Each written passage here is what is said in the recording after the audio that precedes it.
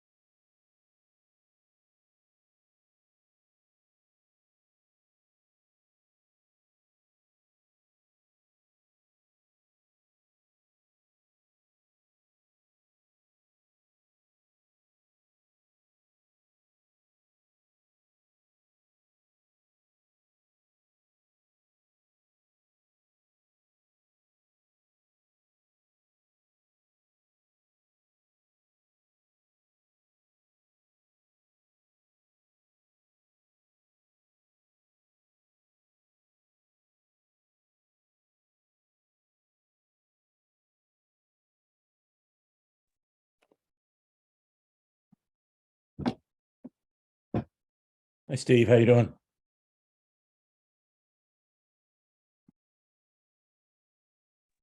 There we go. Now you should be able to hear you. You're muted. Just go ahead and say hi again, Steve. Oh, hi, Brian. Sorry, we were muted. You couldn't hear me the first time. Yeah, sorry I couldn't make it in person. I just had too crazy a schedule today up here. I understand.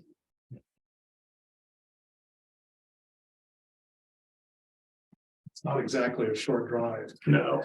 No, I didn't. And it's a beautiful day out here. I don't know what it's like there, but it's gorgeous. It's sunny. And Brian and I were in the Lean Area Commission of Transportation meeting last night, so we just saw each other recently. Yep, all the usual places. All the usual places.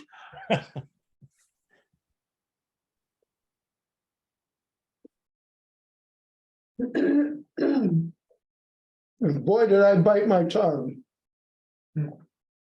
Wow.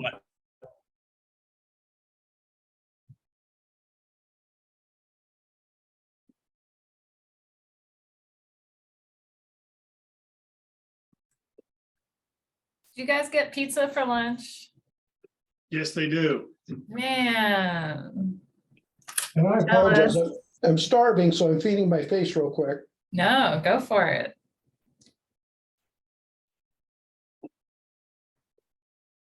Do we have a location for our budget committee meetings? Have we figured that out? Not yet. I know Travis has been looking at the possibilities Uh-huh. for an alternate place for the budget committee meeting. Oh, yeah. So I think our approach is going to be just to reserve a space and assume a big space. And then if it turns out that everybody wants to just participate online for the most part, and there's a small crowd who want to be in person, then we may cancel that big space and try to Sure. facilitate it here. Because the larger spaces, what I found is basically everywhere we go, we have to bring all of our technology with us, which Wow. from a Even- facilitating perspective, adds some challenges. Yeah, On top of the rental fee that most of them charge as well. Even Springfield Library, huh? Well, if you want to have that hybrid approach, yeah, having the kind of the camera set up and all of those type things, we have to kind of bring that along as well. The Eugene Library is the same way. Have you looked at the Springfield EOC conference room? EOC. Or Emergency Operations Center? Oh, I haven't. I'll look into that. Joe can get you in there. Where? The EOC conference room. Oh, in Springfield? Yeah, Sure. Does it yeah, have all we've the done technology hybrid stuff meetings set in up? that space. Mhm. it does. Do they have all the technology stuff set up? Yeah, well, EOC? Yes. hybrid meetings. Oh, yeah. Yeah, okay. I'm not familiar with that place. I'll look into that. It's got all kinds of stuff. Fun toys. Yeah. Cool. Okay, well, it is Joe 12:16 now, just heads up. Right on. And who else? Is there anybody online here? Yeah. Cool.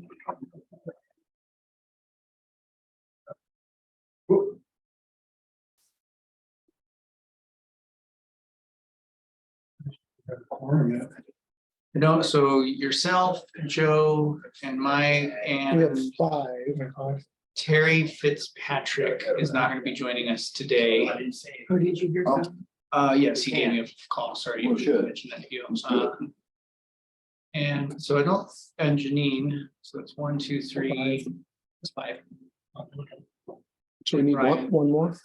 No, I think we're good, because Brian also is here as well.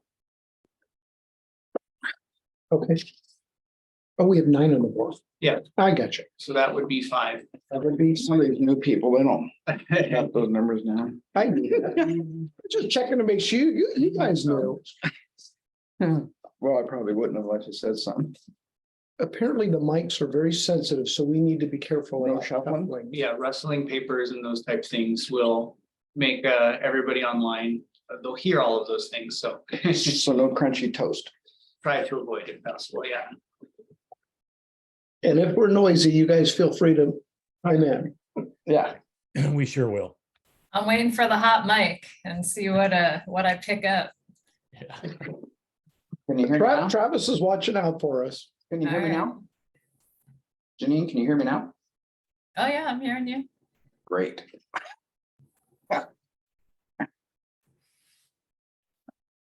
So, calling this meeting to order with roll call.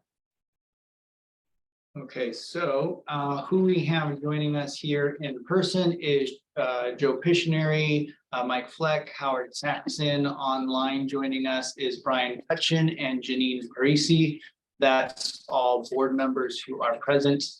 Staff who are in person is Steve Dietrich, myself, Travis Knudsen, Debbie Weininger, and online. Let's see, we have Aaron, Amanda, Beth, Jonathan, Julie, Katie, Lance, Max, and Trinidad for LRAPA staff. Also with us, we have Diana, who is our records keeping recorder, or minutes recorder, excuse me, Jim Daniels, and Mary Bridget Smith, and Paul Metzler, who's on CAC currently and going to be on the budget committee as well.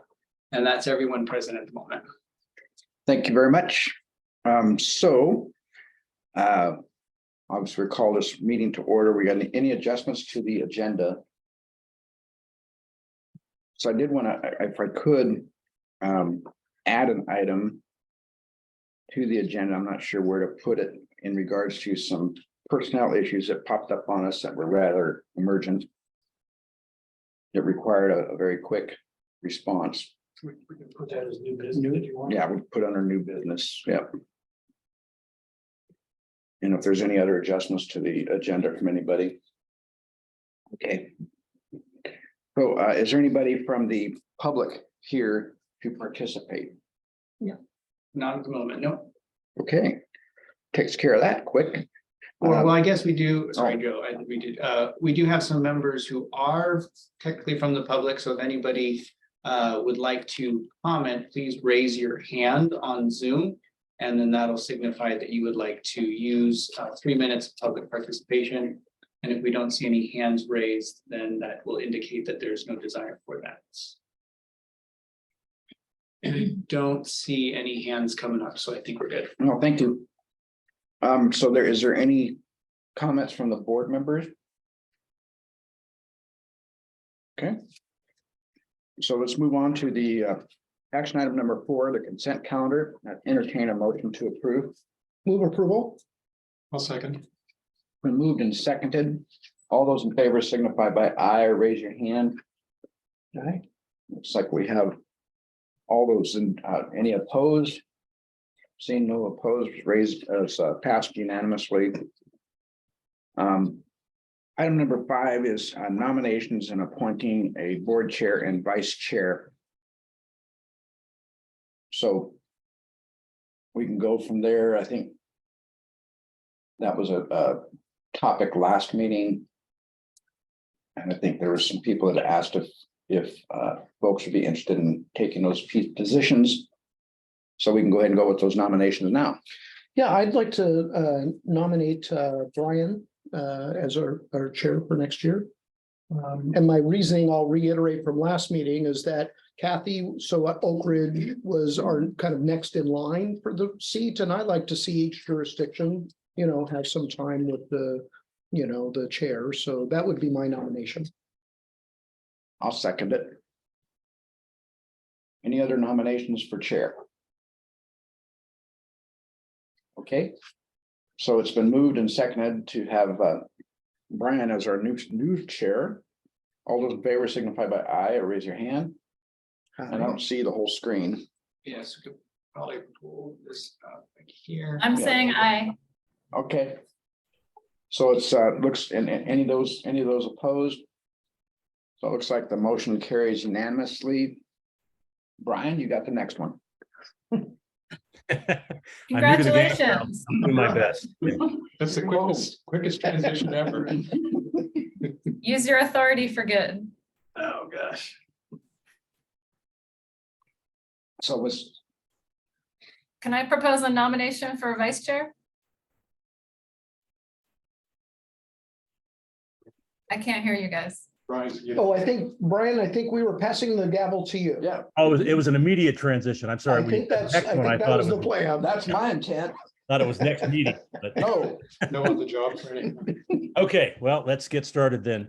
Yes, we'll entertain a nomination for vice chair. I'd like to nominate Howard Saxon for vice president. second, Yeah, I'm sorry, All who right. was the second? Howard. right, yes, second Yeah. motion. Oh, I'm sorry, the second Janine was Joe. moved and then Joe Kishner seconded. All right, Howard, we I have- think is amenable to this, accepting this great honor of vice chair, and as former vice chair, I'm confident you can handle the stress and expectations. Well, it's a big job. Thank you.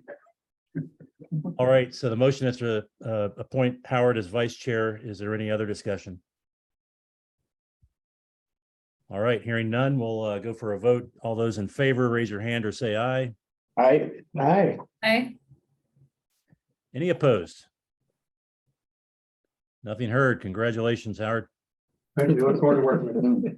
I'd say that Janine did an amazing job as vice chair. Thank you for your service. I think I only took one meeting because Joe, you were just, ready and for I every couldn't- meeting, so I couldn't have you done it made it without easy you. on me. Could not have done it without you, Janine. Oh, well. It's been a good run. The reign of the JPs is over though. There you go. Thanks, Joe, for leading us. Oh, yeah. Well, this was some crazy, last couple of years have been very challenging. Yeah, I Well, remarked hopefully it'll calm earlier, down. I've been on the board almost 3 years, so this is the first time I've been at an in-person board meeting. Yeah, not nuts. That is, yeah. And I'm trying to remember from all of the history, I think there's only 3 people who have been chair 3 years in a row. And I think it's you, myself, and one person from, I want to say it was the 60s or 70s. So I'm in the old timer club. You are in the old timer club. Mm. All right, thanks again to Janine and Joe for their service, and we're racing through this agenda. We're down to item 6, which is nominations and appointments to new budget committee members and a budget officer. Is there? Steve, do you want to, or Travis want to introduce the subject? Yeah, yes, new board chair, Brian, I can, just, what you see there in front of you is the, just the issue statement and the related verbiage that kind of sets the stage. You go back up. Yeah, okay, there's a nominations for the vacancies we have and who was the board member that was responsible for finding the replacement. As you know, that these budget committee members are appointed for 3-year terms and can be reappointed to subsequent terms. And so I'll just stop there in case there wants to be discussion. Howard, did you come up with someone for you? No, I was unable to find anyone that was interested and had the time to start. Something I think that's noteworthy too was yesterday or the day before Jenna Nee submitted her resignation. So that will be, I guess, 2 vacant spots on the budget committee. Which would bring the 18 down to 15, which would still be over the 9 in quorum. But if we have absence, that'll be an added challenge. But Debbie, you said in the past, we have had vacant seats on the budget committee. Yes. it has happened. I would assume that the quorum is of members currently on the board, and if those are vacant, I would assume it's a quorum of the total of the folks that are actually appointed. That would make that easier. Mhm. And then we need to still appoint the nomination for David to Paul, and then Robert as Mike's nomination. We haven't quite appointed them yet. So I can go ahead and make, I'm sorry, go ahead. Janine. Just about, last time I asked about if any of the CAC members could serve on the budget committee and Howard, I was wondering if you explored that at all. Like I was wondering about Misty Frost, she served on the LRAPA board. I don't know if approached them, Janine, and there were no takers. okay, thank you. And Paul Metzger is actually on our Yeah, CAC as he- well, he- so. The only one.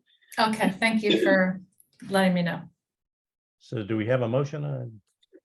I was gonna make a motion to appoint Paul Metzler and Robert Ball to the Budget Committee for another term. Second, Okay, could you, I didn't see at the table who was making the motion and seconded? Joe made the motion, Mike made the second. Okay. Any discussion? I'll just offer Robert Ball was branch manager at Sayusau Bank in Cottage Grove for, gosh, 20-some years. I followed him. Definitely should be a good budget member and really excited that he said yes. And I need to amend my motion because I said for another term. I meant to say appoint Robert Ball as opposed to for another term, just appoint. And it's my- it's And I my- agree with that clarification. all right, All right, any more discussion? And unheard, we'll go to a vote. All those in favor, raise your hand or say aye. Hi, Aye. Any opposed? All right, motion passes unanimously. Chair, one more question for staff. I seem to remember we've appointed budget committee members at the budget committee meeting. So if we were able to find another representative from Eugene, since we're down 2 at this point, we could still do that at the budget committee meeting, correct? Right, we've done that before. And we would actually, we would open a board meeting and then, Yeah. suspend Appoint. that while we have budget. Okay, And Great. can I ask a quick clarification? The other motion we need to make is for the budget officer. Is Julie going to be our budget office? well, that's Oh, coming up. Steve is going to be? That's coming up. Then I'll move that we have Steve as our budget officer. Second. Okay, motion's been made and seconded to have Steve act as a budget officer for the next fiscal year. Any discussion? Nothing heard. Actually, one thing, Brian, so if there is a new budget officer before the next budget meeting of 2024, then would it take another meeting or another action at a board meeting to Yeah, you can either re-nominate the same person or or select change them? somebody new. Okay, so we need to make sure that happens when that happens. Okay, I'm good. All right. Did we vote yet? Nope. All right, all those in favor, raise your hand or say aye. Aye. Aye. Any opposed? Motion passes. Welcome aboard, Steve. Thank you.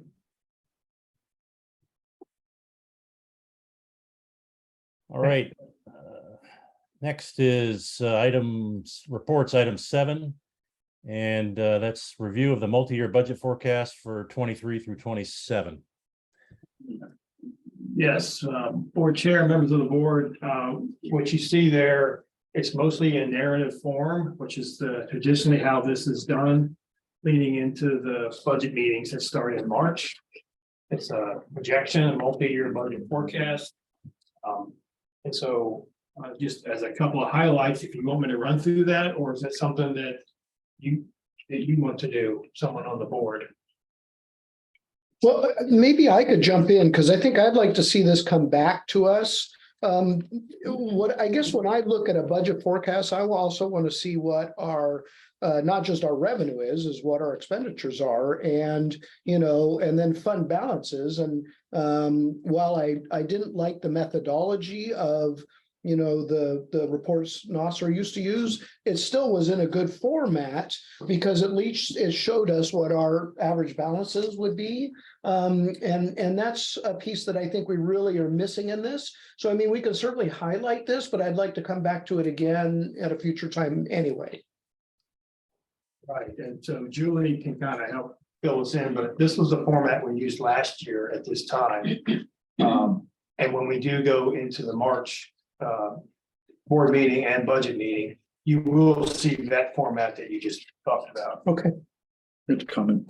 And I was just gonna add, the financials that are once a month that are posted. I don't know if Debbie, if those can be brought up, but those do have those monthly averages on there. Is that the format you're asking about? No, what I'm looking. Me- Oh, Go I'm ahead, sorry. Mike.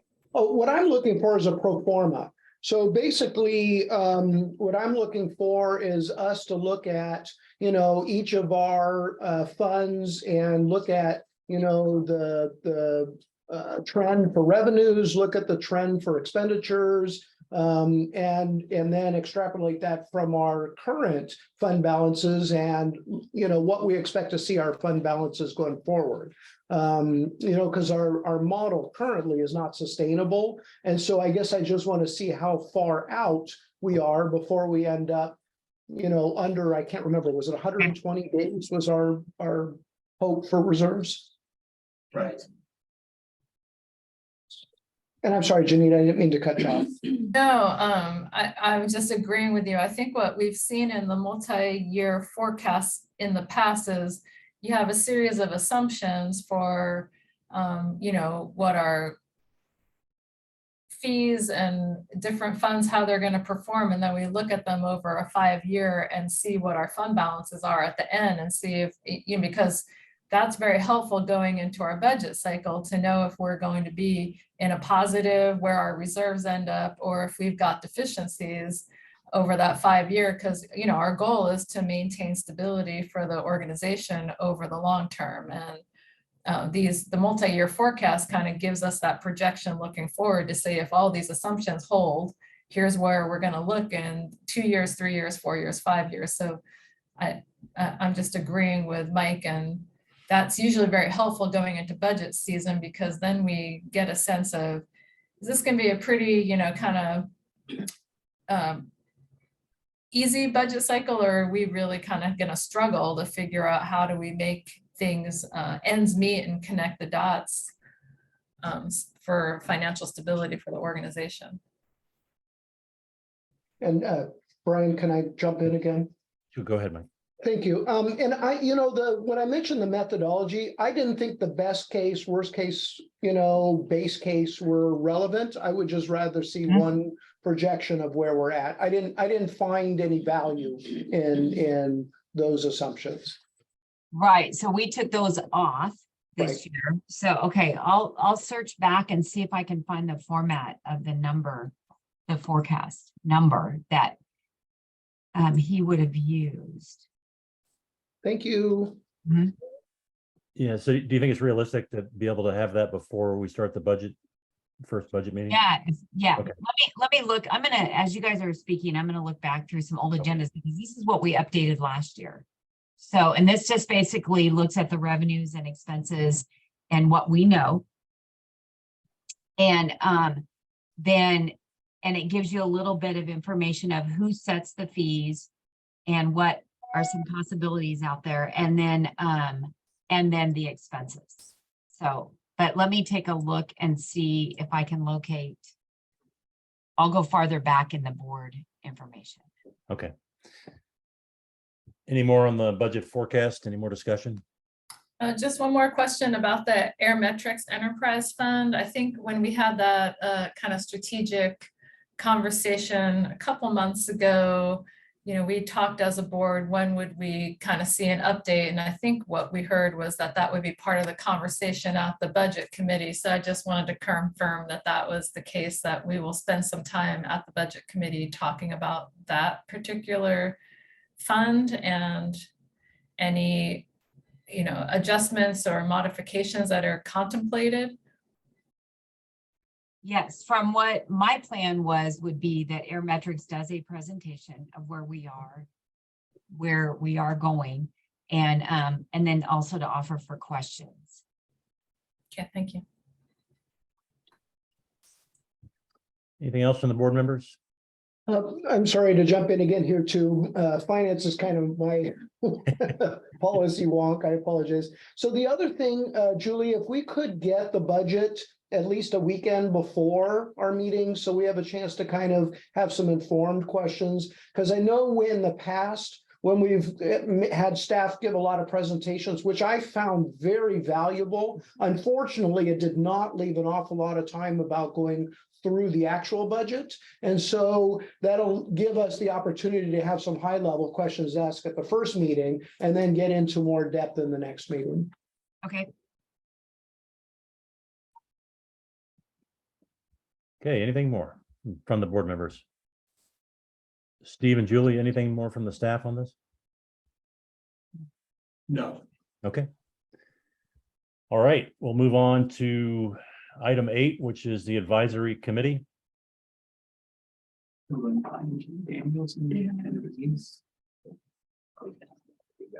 get Jim here as a panelist so he can present.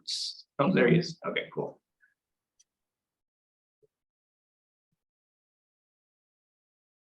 Hi, Jim. You should be able to unmute yourself now. Okay, can you hear me? Yes. Okay, so the main thing I want to bring to your attention is we had a application from James Hugo to join the committee as representing general public. We interviewed him during our January meeting, and at the time we took a vote and are recommending that he not be appointed to the committee, largely because he seemed driven by air toxics from international paper as his primary concern. And so it's up to you whether you want to take that recommendation or not and appoint Mr. Hugo. And then we provided the results of the source survey, and so you have that before you. It's largely positive, and if you have any more direction on that, I'm all ears. Any questions of Jim from the board? So let me chime in real quick on Mr. Hugo.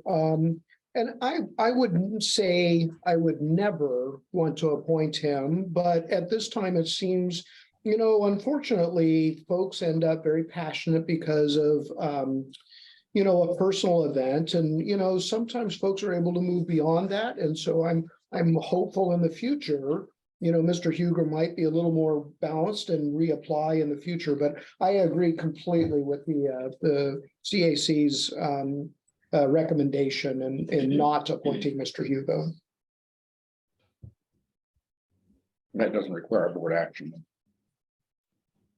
So, yeah, I don't know the history here, but the approval process is completely up to the board members.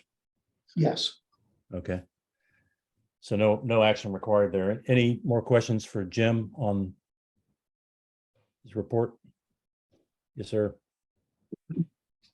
Yeah, I'd just like to compliment the CAC for the effort of meeting with nominees and vetting them and going through the process. And I certainly respect your decision making on that. I thought it was objective and thorough, so I appreciate that.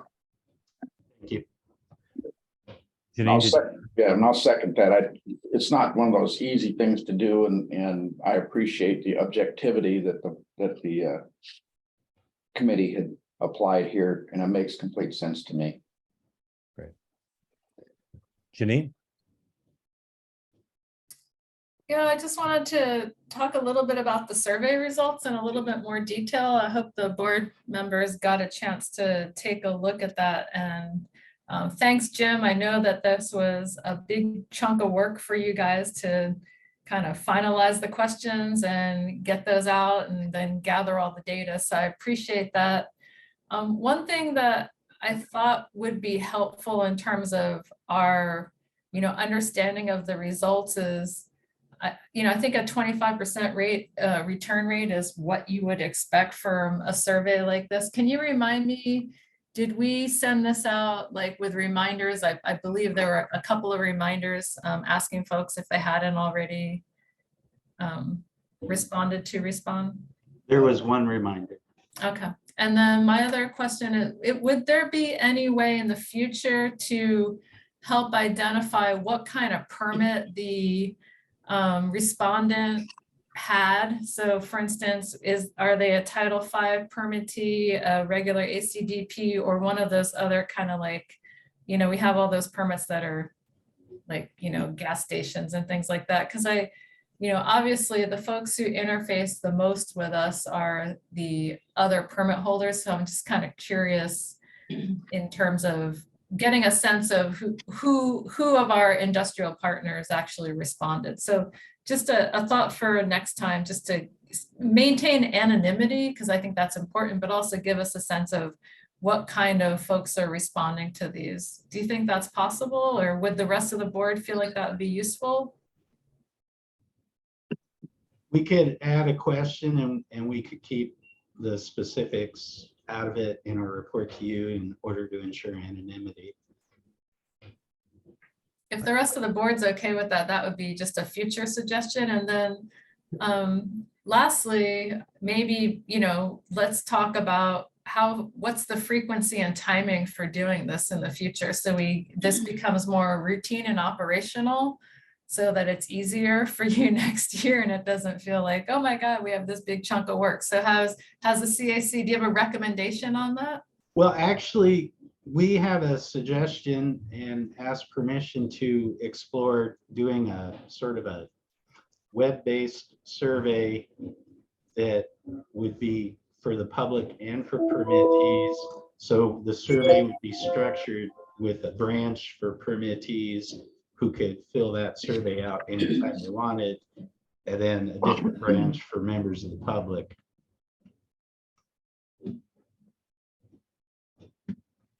Sounds good. Sounds good. And are you thinking that that's something that we would do for, you know, going into the 2024 budget season or prior to the performance review? Like what's the timing? And I guess I'm asking the board, how is this data helpful for us in terms of our decision making? Well, as far as implementing it, once we got it designed, which would have to be done very carefully, it would partly depend on probably Travis's time. So I'm not sure I could answer that. I think we could get it designed probably within 3 meetings, so 3 months, and then a question of implementation. And I'm sure you'd want to reserve it, so maybe add a little time for that. And in my mind, as far as permitted sources, I could foresee annually sending out an email like we did this time, but instead of providing the link to a survey, that ask them to go on the website and take the survey that way. So it could be there anytime anybody had something on their mind, but a reminder, trying to get permittees to respond at least once a year. Yeah, and I think it'd be valuable to inform the budget season. I think there's some value in that and information being available to the budget committee. So any other thoughts on that from the board? Looks like Joe's trying to be recognized. Gotcha. Thank you. So Jim, you're talking about, potentially going a web-based survey and Janine, you're talking about expanding it, et cetera, and that's fine. But I want to be able to, or say I want to, how about I reword that and say that I think it would be wise on our behalf to, because you're going to have permittees and you're going to have one population that you're going to be like on this survey that you asked. And that's a specific population based on users, so to speak. And then you have a web-based survey that's probably public perception type respondents. And those to me are 2 different survey takers. And it seems like I would like to see to make it so they don't get mixed. So we don't have, because you have a public survey, you can have 5 people respond 40 times and easily skew, and I'm saying they would, that's paranoid thinking, but it leaves that hole. But to me, it seems, I think that the permittee survey is carries more weight with me in regards to, because they're the ones that are directly getting our services and paying for services, basically like customers, as opposed to the public that is breathing the air. They're still our customers, but they, you know what I mean? It's like two different populations to me. Well, to clarify what we're proposing on the web-based survey, the very first question would be, are you a member of public? Or are you permittee?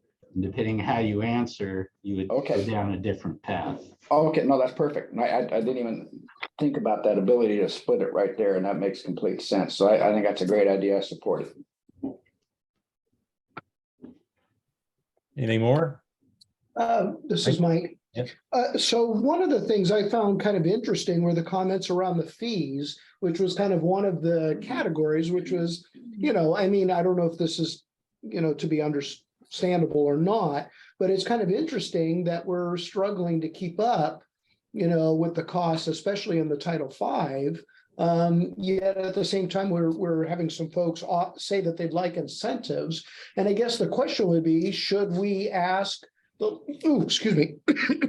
legislature or DEQ about incentives? Because I don't know that we could do that, but it's not a bad idea.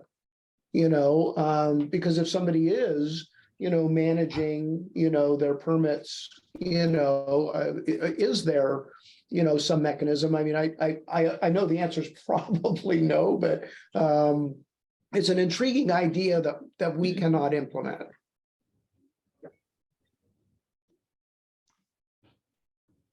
Was that something you'd like the committee to look into, or was that a question for staff? All of the above, I guess. I mean, is it worth reaching out? John Lively's always been very, very friendly to LRAPA or any of our other local legislators, and just bounce it off them. I mean, maybe that's board member responsibility. I'm not sure, but That should come from LRAPA, I would think. okay. So maybe that's a Steve thing. Yes. That's my opinion.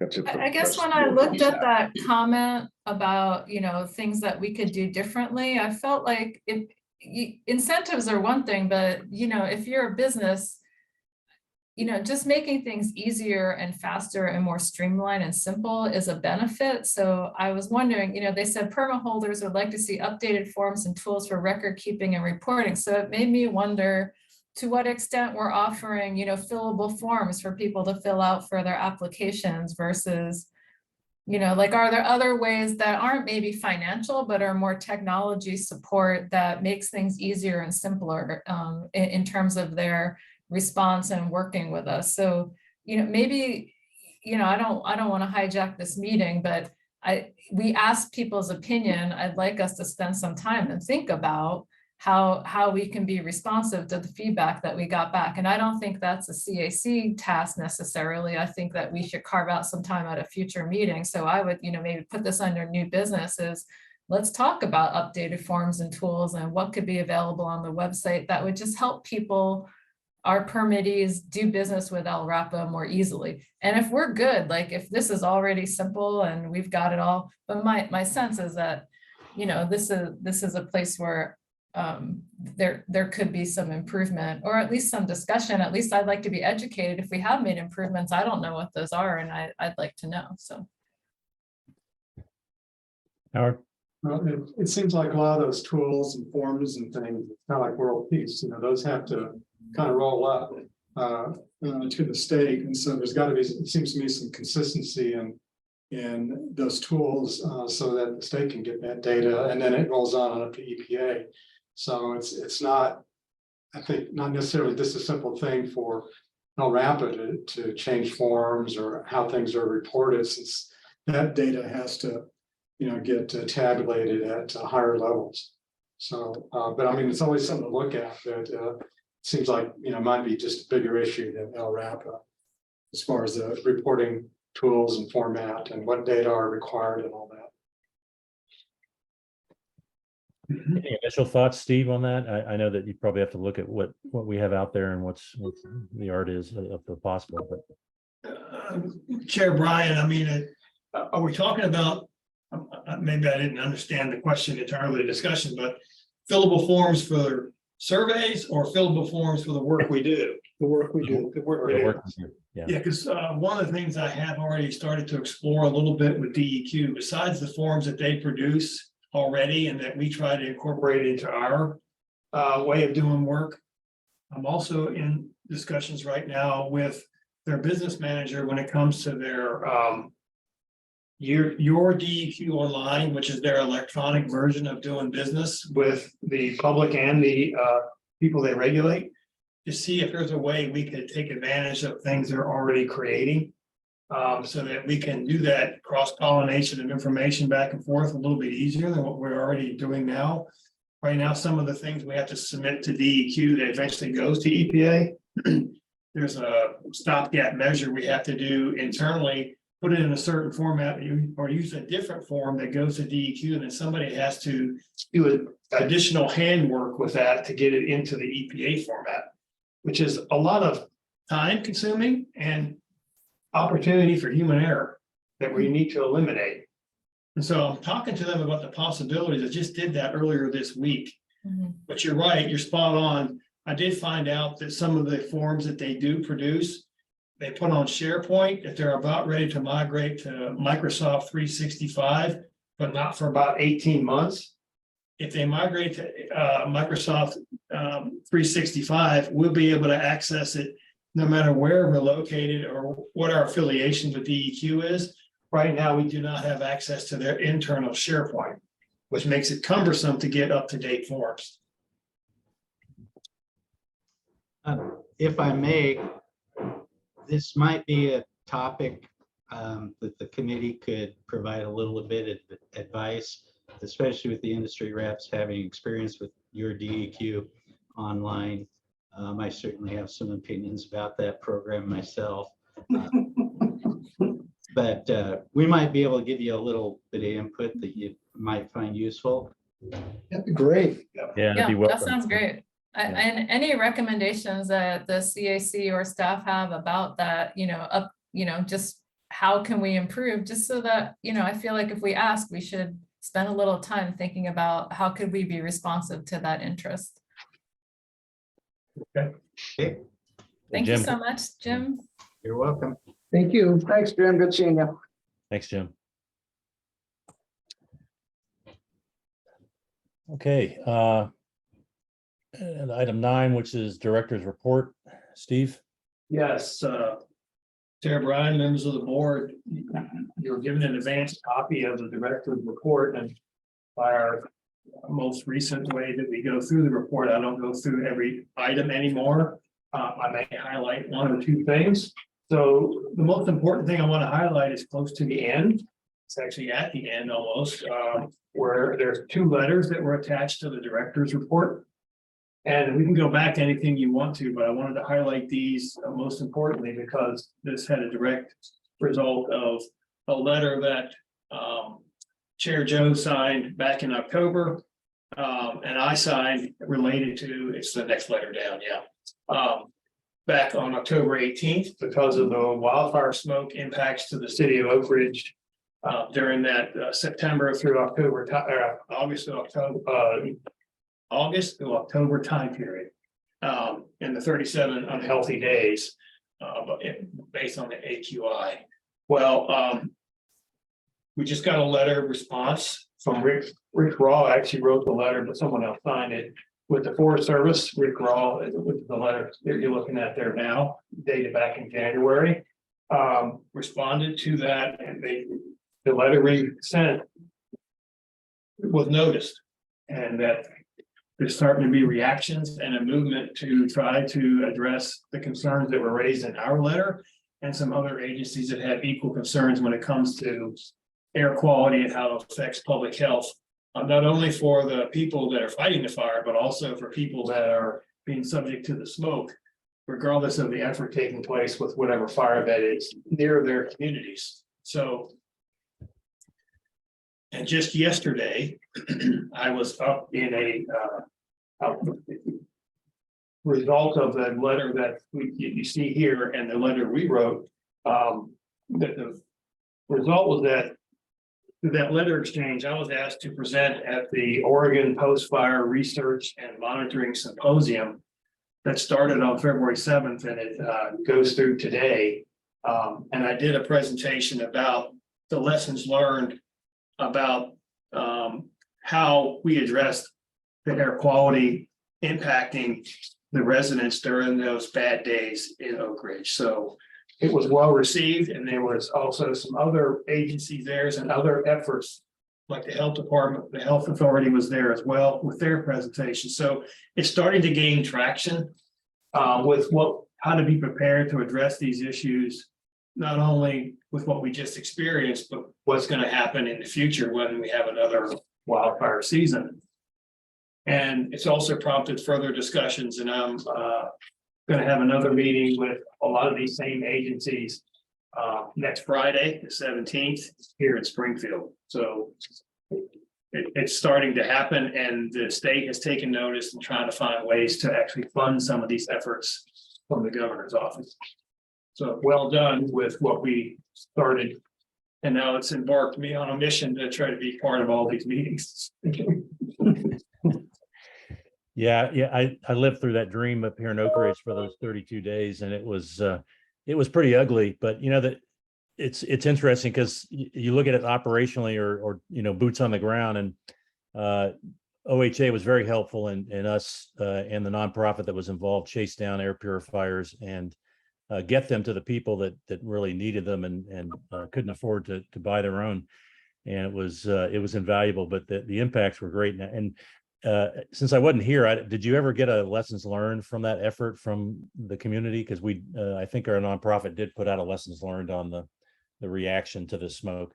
Yes, and two of their representatives, what's the names? So it was Holly and I forget her name, Holly Hoover Stearns with the University of Oregon, who through our targeted airshed grant, they are doing some research, but also connected with this is their effort to understand smoke and how communities respond better from an academic perspective. So they facilitated and led an after action review up in Oak Ridge that was focused on two things. The first was an after action review of the city of Oak Ridge's evacuation related to the Cedar Creek fire, and then another after action review that's related to the smoke response to continued smoke intrusion. And they had some takeaways of what went well and what needed to be done better next time around. Some efforts, and essentially boils down to strengthening community connections between the city and then local nonprofits and other entities who can support those kind of efforts, and going back to what plans are written down and making sure that those plans are being followed is essentially what the some of the big takeaways home from that after action review. Yeah, and Chair Brian, they also presented at the symposium yesterday up in Corvallis. Good, yeah. Well, as long as there's awareness there by the board, it's good. Any other discussion on this? If I may, I just want to thank Joe, past Joe Chair, for kind of rattling the saber on this one. This is really kind of your idea, like to put something out there about the concerns. And I wish that Councillor Keating was here to hear some of the value that, it's a little bit outside of what we normally do. We try not to get too far into the advocacy role. We really try to just stay in more of a policy. But the impacts on residents and their inability to avoid the terrible air quality was just so dramatic. It just felt like we needed to say something. And I'm glad that it's, creating some more awareness and conversation. So well done, Joe. Thank you, staff, for helping writing the letter. And thank you, Steve. You know what they say, like half of the battle is showing up. So now you showed up and you're going to keep getting invited back all the time. So congratulations. Thank you, Janine. And really, I would have been sitting here today knowing what was going on up in Oak Ridge.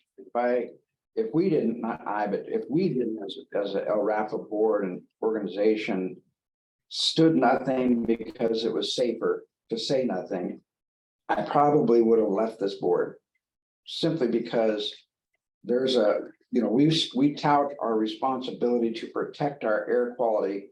That's our name. And when something like that is so egregious, for us to fail to say something, an error and omission is just as great as intentional error. And I think it would have been significant. There was no other place for citizens to look to. Who else? There was nothing. And so if we wouldn't have said anything and the board didn't agree with sending that out, it really would have hit me hard and I would have been really upset about it. But I'm glad we did. I'm glad at least people took notice of it. I appreciate Steve's involvement, the staff's involvement, and appreciate Travis for keeping me throttled back a little bit, because that's what he did. Because my original intent was not as kind-hearted as the letter ended up being, but it was actually the best product, and it saved me probably some hurt feelers for other people. So it was really an organization thing and staff and the backing, the support. As a chair, the board has been very supportive of me, and I appreciate that too very much. Thanks, Joe. That's, and like I said, living up there, I was grateful that you did that, because it does bring awareness to it. And I know in the end, it will help the community even more. We'll hope. Yeah. Anything? Yes, Mike. So another part of the report, I'm looking at the air quality, and I know that we always, request exceptions for wildfire events on these sorts of things. But I guess I'm just remembering that they're talking about changing. I don't remember if it was the PM2.5 or the PM10 standard. PM2.5. Okay, so I guess my question is, do we know when that's potentially going to happen? And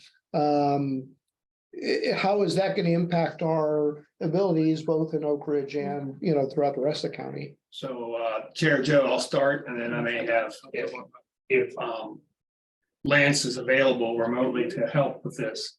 EPA has already proposed lowering the standard, which is not the annual standard. It's a 24-hour. 24-hour standard. Right now it sits at 12 micrograms per cubic meter, and they're taking comments through sometime in March. Nationally, taking comments. They're taking comments between 8 and 11 micrograms per cubic meter, and they're targeting setting the new standard between 9 and 10.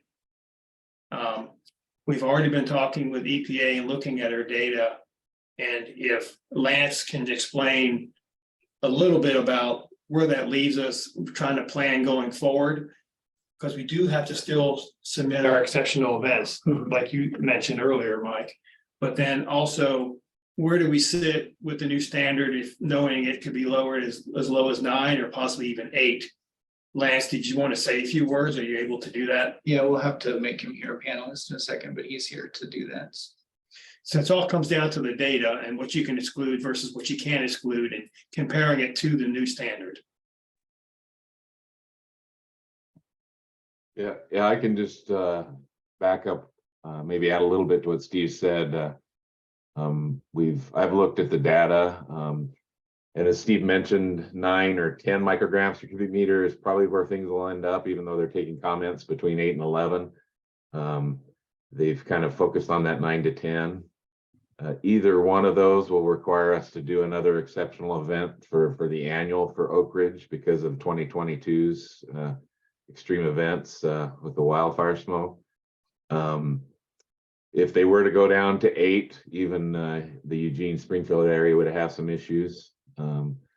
But as of right now, if they go to 10, it'll be a fairly simple process. If they go to 9, it'll be a little extra work, but it'll be for Oak Ridge only.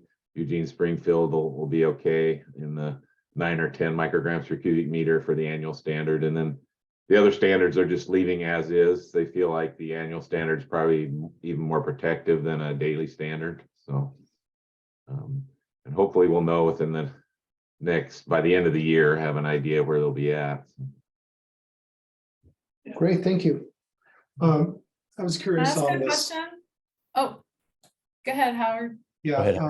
on the charts that you produce, since PM is the primary pollutant of concern, PM in PM 2.5, and I know you're graphing their quality index, but I'd be curious if it'd be possible if you could create a chart that just shows PM concentration, so that we could just get an idea of what it's looking like, since that's the criteria pollutant that we would be most in jeopardy of becoming non-compliant, depending on where they set the 24-hour standard.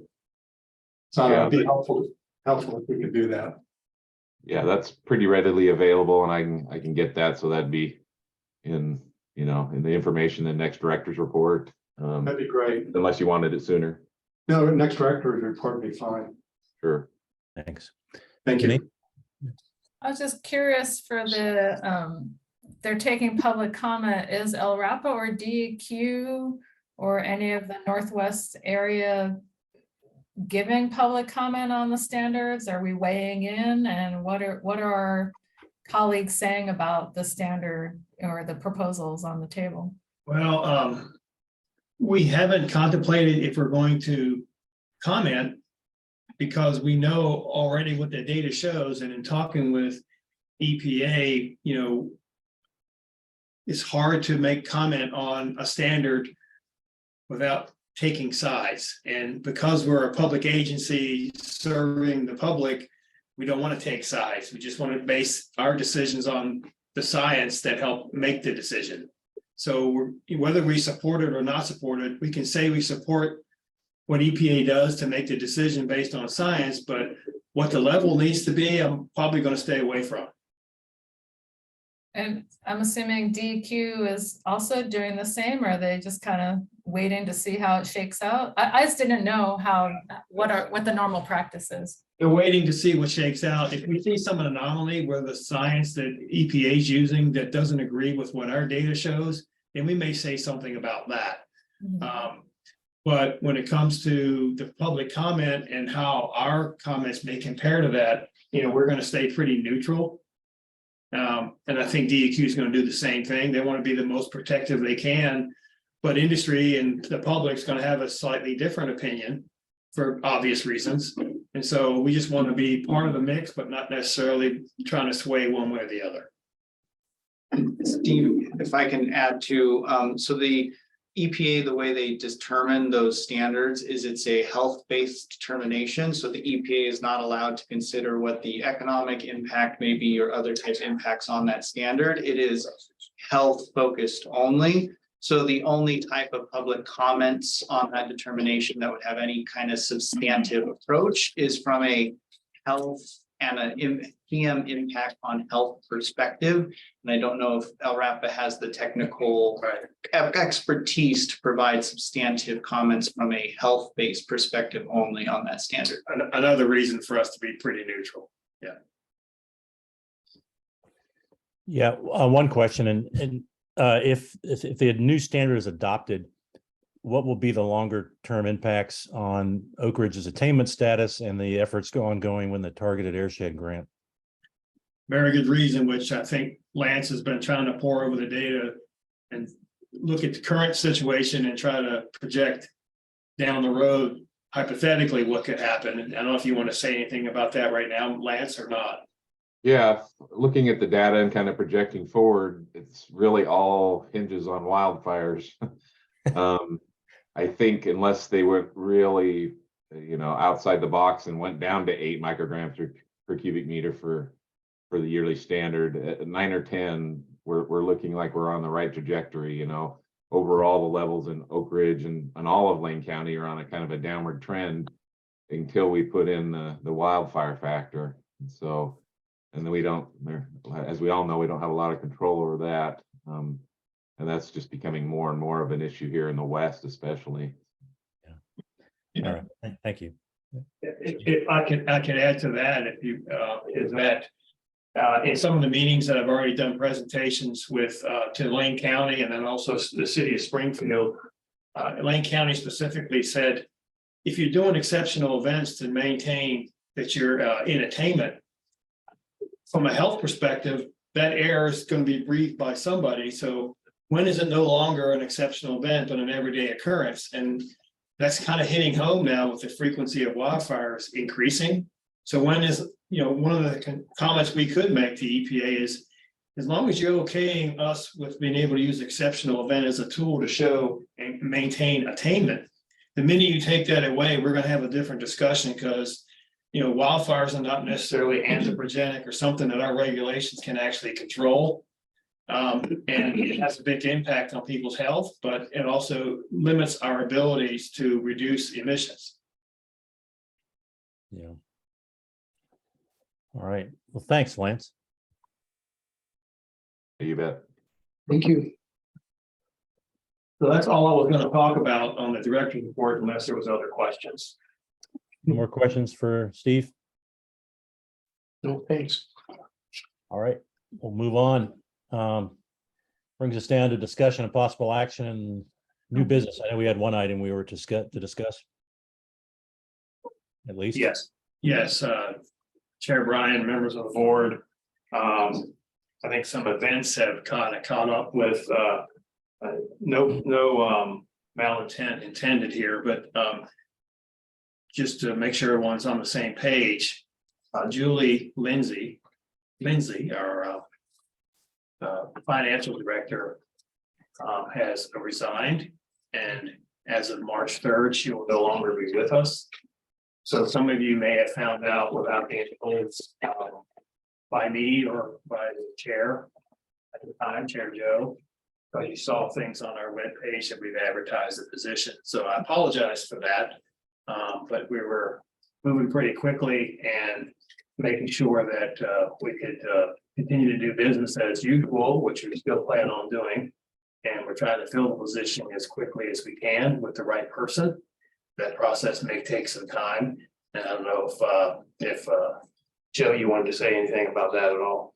Yeah, it was really not much time. There's not much of a window, and so we had to get things rolling, get the word out. And so I apologize too. I probably should have called the board members prior to anything going out, and I just dropped the ball on that. But it's really nothing. Obviously, nothing was trying to be hid from anybody. It was just a matter of getting things rolling, potentially getting somebody on board. I've been actually trying to go around and see if I can find some potential folks that would be interested. And I tried recruiting some of our finance staff from the city, but that was frowned on. So, but yeah, I wasn't met real well. I got chewed out. But anyway, so we'll, it's the same thing as we'll pick the best we can find, and we're not going to be changing or dropping any standards. I think Julie did a great job, and she set a high bar, and we're going to, I should say we should maintain that bar when we go out in that search and picking the right candidate. Yeah, finance types are always hard to come by these days, it seems, and it's going to be a challenge, and it's kind of an inopportune time. Really, we're getting ready to jump into the budget season. But so with that, Steve, an interim. Are you comfortable with your interim solution? Yeah, Chair Brian, members of the board, I've been talking with Julie, and if Julie wants to say anything, she can, but we are working on an arrangement that even past March 3rd, she would be available to us on a part-time basis to be able to provide a smoother transition. At the same time, just like board member Joe has said, that we've actually accelerated our search to eliminate as much as possible the downtime. So we actually have interviews scheduled pretty soon already. So we're moving pretty fast. Good. Mike? Yeah, I just wanted to thank Julie. She was very patient with me, especially early on. I tend to be really feisty when it comes to budgets and finance. So I really want to tell her how much I appreciate her patience. And you are, Julie, you're very patient with dealing with board member flack. But yeah, but we were in, I'm just going to say we were in transition. And so I think Julie's done a great job. And I just want to say that publicly and thank you. And also make the comment that, you know, I tried to find a finance director for my agency and it took me about 6 months to find somebody. Fortunately, with my background, I was able to do all of the billing, but boy, I hope you guys come up with somebody. It's really tight for financial folks right now. Yeah, Julie was also very patient with City Administrator Cutchin at the time when she first came aboard. So I'm very grateful for her efforts with me. So thank And I you, was just gonna Julie. say, we've actually got to send an email to Colleen today, so there you go. Yep. All right. Anything else, Steve, on that? No. Okay. Any other new business we need to talk about? Maybe board. I can, I guess I just wanted to echo the value that Julie's brought and, you know, last year we had a couple of, you know, maybe minor dings on our audit. And I think that Julie had spent quite a bit of time cleaning that up. And I know that we'll be in a better position next year. I was wondering, one of the things that you're trying to institute, Julie, was the software package to kind of streamline and make that part of the work a little bit easier. Has that been implemented? I couldn't remember. Yeah, no, it actually hasn't been implemented. We've done all the pre-work. Lance and I worked on getting all our data verified. We have a new chart of accounts ready to go. We have everything ready. We're just waiting for the software company to say it's your turn for them to assign a programmer to us. So that should be coming. And then I just wanted to comment on the audit. We are this close to having it done. We're hoping Paul will be speaking with you guys in March. So the audit went very smooth this year, and well, I won't let Paul write anything bad. So anyway, so we just balanced all the funds, and they have everything they need. So we're really hoping to get that closed up. So you get a report from him really soon. Well, thank you again, Julie. I know that you had, you know, it was a heavy lift to come into a new set of numbers and budgets, and then, you know, do the amount of cleanup work that was necessary to kind of get you through that transition, and, you know, huge grants at the same time coming at you. So I'm sorry to see you leave. I appreciate you with any flexibility in the transition. And, you know, if you are open to an exit interview with any of the board members, please let us know, because I think that's always valuable to us as board members to not to get into personnel matters, because we can't, but just to get a sense of functionality and where there are areas for improvement. Okay, yeah, and I also wanted to say I've got a really good staff that we've spent quite a bit of time training this past year, and so making some changes to processes. So I think it's really in a good place to move forward. That's great. I'm glad to hear it. Thank you for all your efforts. I really appreciate it. Julie, just to know, by the way, what software did you select for your? Well, we selected Cassell mainly because City of Bonita used it, LCOG uses it. We thought it was coming quick, not realizing we've been waiting since September. So it's just everybody's going to new software right now, and it's just a matter of, you know, and also software programmers keep moving around. So we're just waiting our turn. But we did pick Cassell, a little bit bigger than probably what LRAPA needs, but it's the fund accounting that LRAPA really needs. So we're hoping to get there. Yeah, and Oak Ridge is in line with Cassell as well. So. Oh, okay. Well, we've been waiting a while. So. Yep. Thanks, Julie, again. Yep. Any other new business from the board? No. Steve, you'll have to help me on this one. Old business work session. What's? Yes. Yep. Yeah, Chair Brian, members of the board, I put this on here as a placeholder because in January, we had a work session to try to deal with, board handbook and bylaws. And at the same time, during that discussion, you were trying to form a subcommittee of at least 3 people. And I think at the time we came away from that meeting with only 2. Yeah. So it's kind of a placeholder to, if you want to continue that discussion, try to get moving along a little bit farther on this topic, because it's really important for new board members. Yeah, I agree. So what we need is another member. Is that what we're asking here? That's one of the things we could talk about. Yes.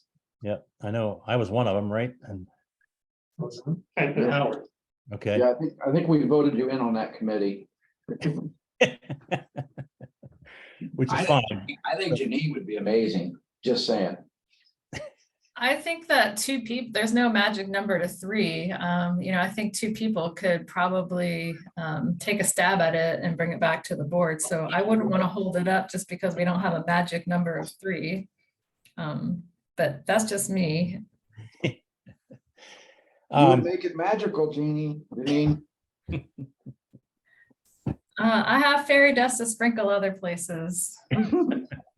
Well, if three is required, I've been so overwhelmed the last 6 months. I mentioned the billing I've been doing. I actually have a finance director who's able to do that. So I mean, if you need a third, I'm happy to help. Awesome, we guilted them into it. Yes. Woohoo. Very good. I'm not treading water quite as hard as I was. Good start.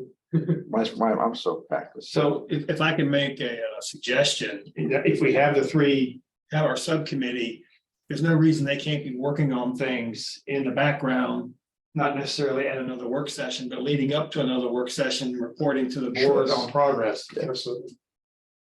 Perfect. Kind of like the CDC. So I would send all that information to us so we can digest it and then we can meet and kind of go over Okay. what our thoughts are. Sure. I think, wasn't that sent out in some attachments? It was back in January. Right. What we have so So far. there's some on the email of If you would samples. send it again, Yeah, that we would can be do that. wonderful. Okay. I may have, It's actually at my home on my desk on the left side of my keyboard. I kid you not, it's just been, as soon as something's been off my plate, it's been put away, so. So it's Mike, Howard, And Brian, and Brian. yes. How's that sound to you, Janine? I love it. You definitely backed out of that. I will, Monday morning quarterback all your work as usual, but Well, I appreciate you doing all the heavy lifting. she's good at that.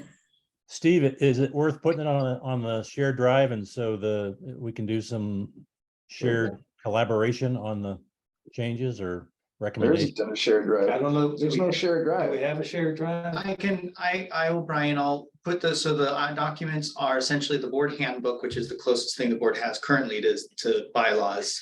Then there was some sort of more generic bylaws that exists, Yep. and then there was an example of the CAC bylaws. So I'll put those onto a Microsoft OneDrive, which is kind of that shared drive, as well as then begin essentially a blank Word document for future or proposed bylaws for the CAC. And then Brian, you can use that online Word document as a communal place where you could all kind of type in and add your comments and things, and work on it collectively that way. I can get that and send that out to you. Great. That sound workable, Mike and Howard? No, it Yes. sounds great. Boom. Great. All right. Any other old business, Steve? No, sir. Okay.